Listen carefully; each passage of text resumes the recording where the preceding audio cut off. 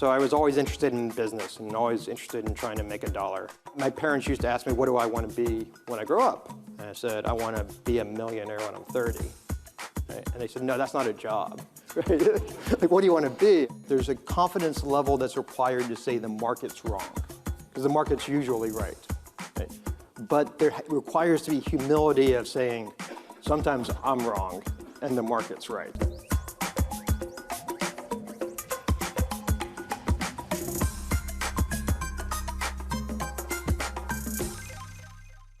When people talk about legends in the finance world, they're talking about investors like John Arnold.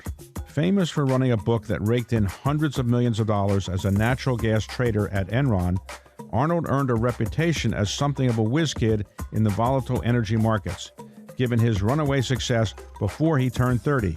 I started getting a lot of calls from people saying, Enron went down, there must be a lot of opportunity in this space, can we invest with you? The native Texan learned how to capitalize on the markets at a young age when he traded baseball cards in the early days of the internet. I could see hockey cards are more valuable in New York than they are in Houston or Dallas, right? And so I can buy them here, send them up there, and there's a geographic arbitrage. He graduated Vanderbilt a year ahead of schedule and started working at Enron, eager to make a name for himself in the business world. They called me right before I graduated and said, hey, we've had a couple people leave our oil trading group. If you can start immediately, you can get in there. And I said, well, I graduate in 2 weeks, then I got the weekend, I'll be there 17 days. After Enron, he struck out on his own with Centaurus Capital, an energy-focused hedge fund that boasted compounded annual returns north of 100%. But after 10 years running Centaurus, Arnold retired. Yeah, it had been the only thing I had done professionally. So I started when I was 21 years old. I was now 38. My life had changed. Since then, Arnold has kept busy. He joined the board of Meta, lending his energy expertise to help address big challenges like the data center infrastructure needed to meet the growing demands of artificial intelligence. And then there's his philanthropy. John and his wife Laura are prolific philanthropists. Together they run Arnold Ventures, a 100-person philanthropic firm that does work in areas like higher education and criminal justice. We wanted to do this while we were living. We think that part of the role of philanthropy is to be on the cutting edge, is to take risks that either the private sector or government is either not willing or incentivized to take. John Arnold is one of the legendary natural gas traders in our country's history and also a legendary philanthropist. So, John, can you tell us how you became such a famous trader in the energy world? Is it math? Is it hard work? What is it that takes to be a great trader? I think at least for my style of trading, there was a number of characteristics that I thought were important. One was having this right balance between confidence and humility. Right? There's a confidence level that's required to say the market's wrong, because the market's usually right. Right? But there requires to be humility of saying, sometimes I'm wrong and the market's right. And if you don't get those in balance, then you're going to blow up very quickly. I think another trait from good traders is almost this detachment from emotions.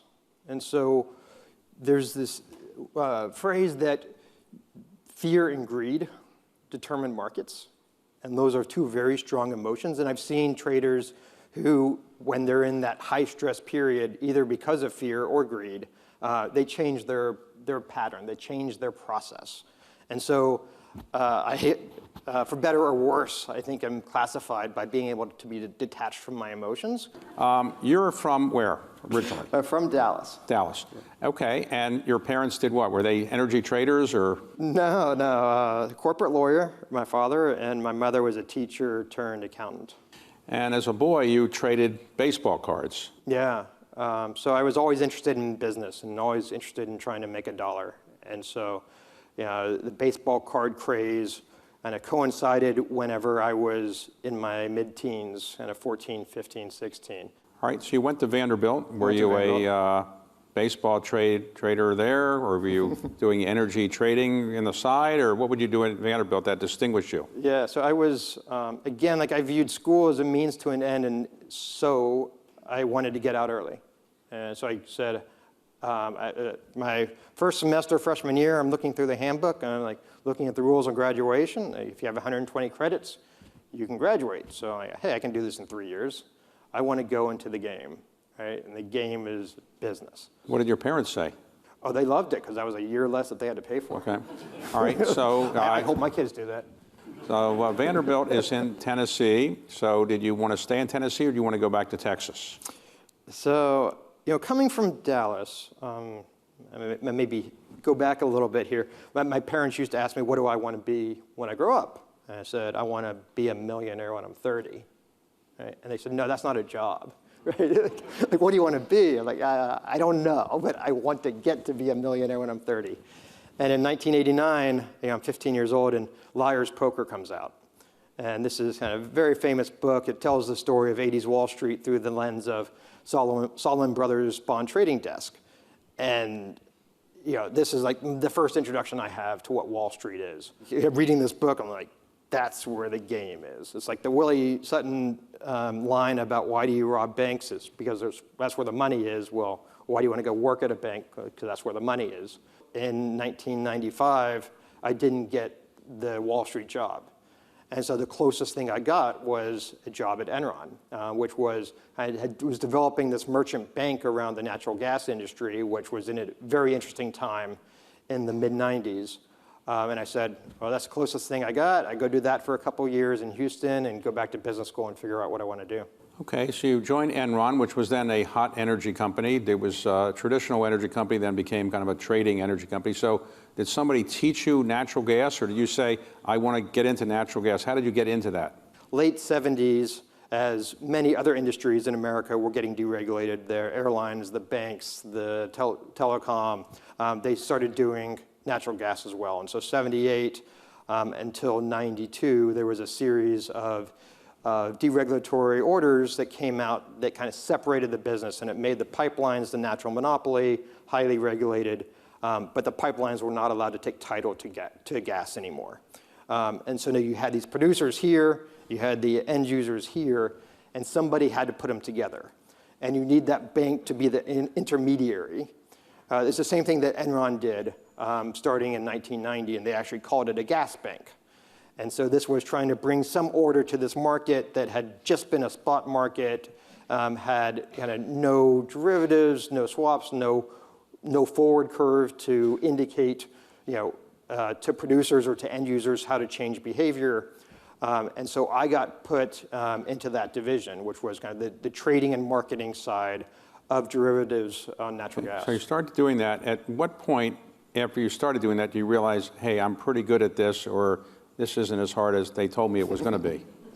So I got really lucky. I was not supposed to, coming out as an undergrad, I was not supposed to go straight to the trading floor. And so I got into the oil trading group, and I was supposed to do this traditional investment banking rotation of every 6 months you change jobs. And I got on the trading floor, and they kind of just said, you're home here. Like, we're going to move you to natural gas. I went to natural gas after about 9 months and then just never did another rotation and stayed there. Okay, so you left. Enron goes under. Big scandal. You have nothing to do with that. So you set up your own shop, and you're going to do natural gas trading, as we talked about. Yep. And at what point did people start saying, hey, this guy is really good. I want to give him some money? And did you go on the road to raise money, or it just came in over the transom? Yeah. So this was a really fascinating story because, at the time when Enron went down, Enron was the largest natural gas trader. I was the head trader at Enron. And so I had a very kind of big reputation in the business. New York Times wrote a story in early 2002 talking about the amount of money that my trading book had made in 2001, which was in excess of $600 million. And so, all of a sudden it kind of validated me externally. And so I started getting a lot of calls from people saying, Enron went down, there must be a lot of opportunity in this space, can we invest with you? And second quarter of 2002, there's starts to be a new scandal hitting the papers on Enron almost every week, including on the power trading side. And so, that was a very different operation than what I was doing, but it was close enough to where all the potential investors kind of stop calling me back, right? Because they don't know what's going on. They don't know if my track record was real or not. They don't know, if I'm going to be tied up in court proceedings, for years. And so when I ended up getting started in the summer of 2002, I had $8 million, 3 investors, one of which was me. All right, so you went forward. Presumably it went well from the start. Yep. And you did it for how many years before you said, I've had enough? So that was 10 years. 10 years. 2002 to 12. So if I had invested with you, which I wish I had, at the beginning of your firm, what kind of rate of return would I have had over that 10-year period of time? So we compounded over 10 years over 100% a year on average. 100% a year? Yeah. So. A year? We had some years that were 300%, had one year that was pretty much flat, but on average. 100% a year, that's pretty unusual. I mean, okay, wow. Okay, I guess you didn't have to go out and raise money. People just throw money in with a transom. Okay, so rarely do people, as I mentioned earlier, walk away from 100% annualized rates of return. Yeah. Generally, people say, I really am a genius, and maybe I'll let other people share in my genius, and I'll build a $100 billion organization. Yeah. But you just said, I've had enough of this? There was a lot of things that were happening, right? My personal situation had changed. I got married. I started having kids. We had this fledgling foundation. The markets had changed. So, shale gas really got started 2007, 2008.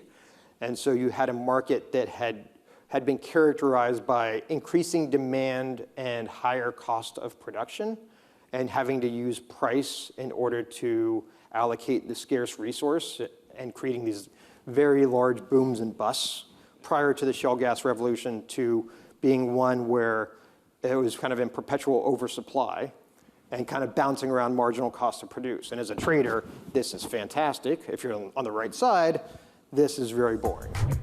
The amount of infrastructure that's required to run the data centers for AI is immense. And the industry is under a real challenge. It's putting tremendous challenge upon the utility industry and the electric industry in general.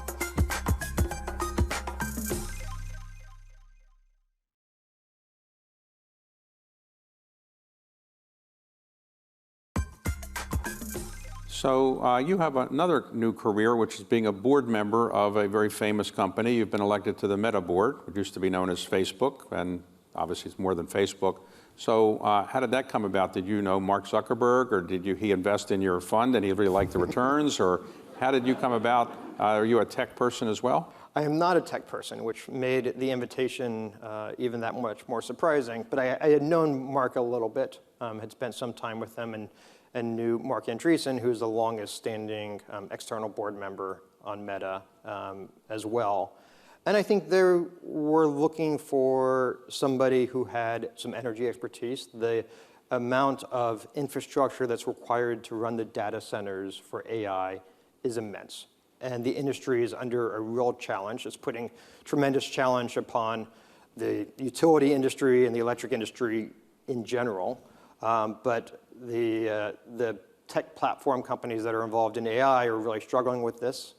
I think my background in public policy is an asset to them, and then my background as an investor is helpful as well. So do you think AI and the related kinds of things that will come about because of that are going to force our energy system to produce more energy that is really good, than is good for the environment, or are you worried about the ability to keep up with the energy demands that tech is producing? Electricity demand is this tension between rising efficiencies on one side and rising GDP on the other, right? And so for the kind of past 15 years, from the mid-2000s to about 2022 in the United States, loads very much canceled themselves out, and you saw flat electricity demand. But that's all changing. It started in 2022, and I think there were 3 issues. One was this growth in data center that's largely being driven by AI.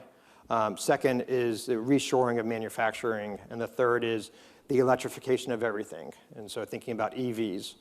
And so that's putting real strain on the system with this increase in load growth.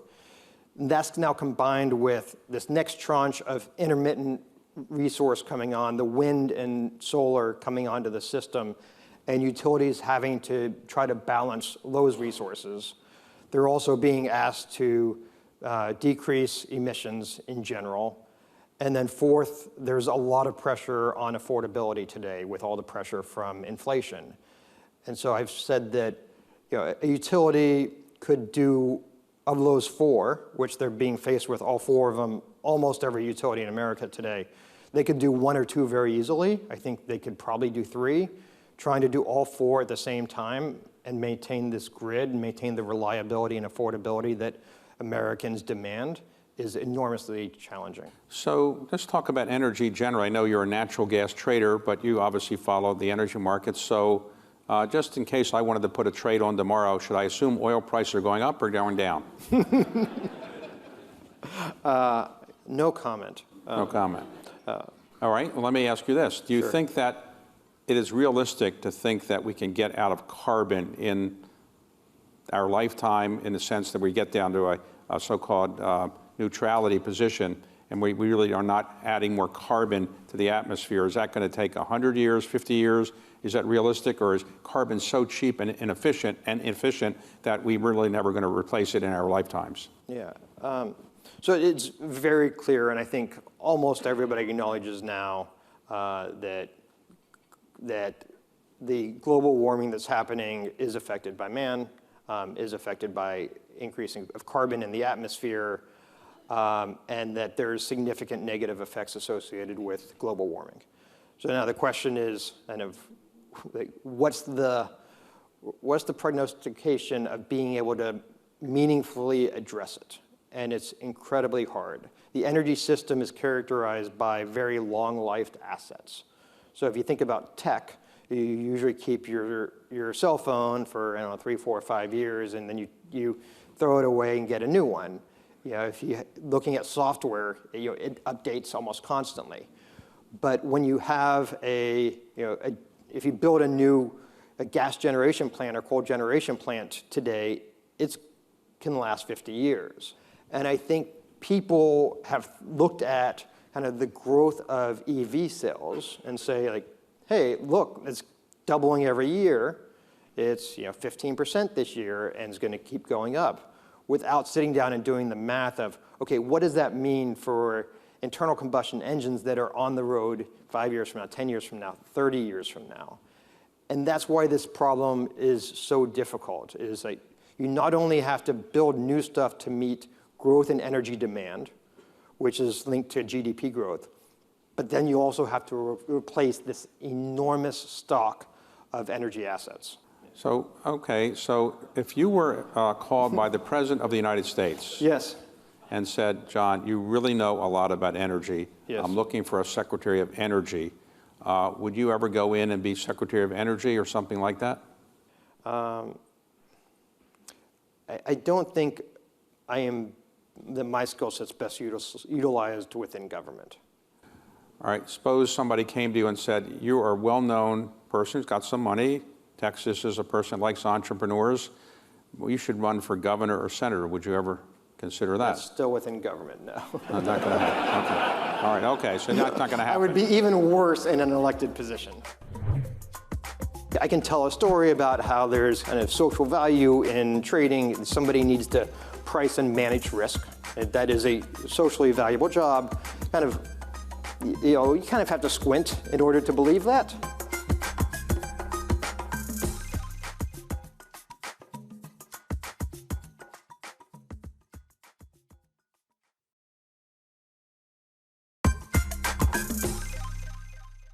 So at a relatively young age, you made a lot of money by normal human standards.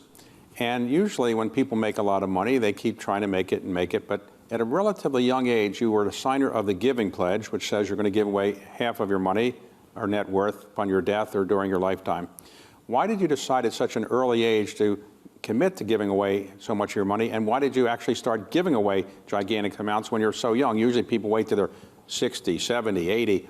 Yeah, I had started getting interested in philanthropy when I was about 25. And I had this job which, I can tell a story about how there's kind of social value in trading. Somebody needs to price and manage risk. That is a socially valuable job. you kind of have to squint in order to believe that. And I could squint a little bit, but I knew okay, I'm making a lot of money over here. I want to do something good with it on the side. And started getting involved in public charter schools in Houston, which was kind of one of the focal points of the charter school movement early in time. And I was getting more and more interested in that and starting to think about how can you have two schools that are serving the same demographic getting very different results.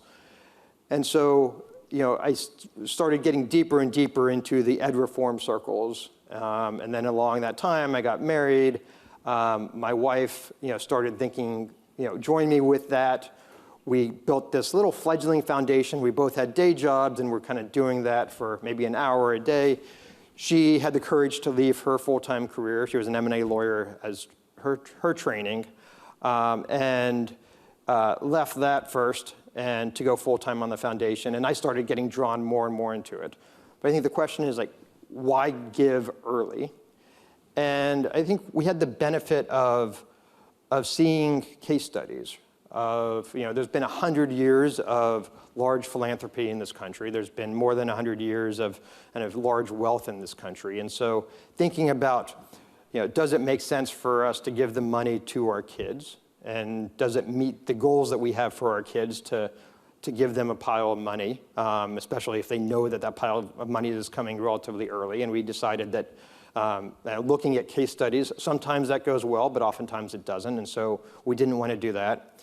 And then also looked at the case studies of legacy foundations. And so a lot of people, or I guess the nature of wealth had changed a lot from this generation versus previous generations. Previous generations, it was often through an industrial business or some type of retail business where your wealth was tied up in a stock, and it was hard to sell while you were living, or you didn't want to sell while you're living. And so a lot of those decisions were made at death and in the will. And so oftentimes it would be set up as, let's start this foundation whenever we die and have, a friend or maybe a daughter or son manage it.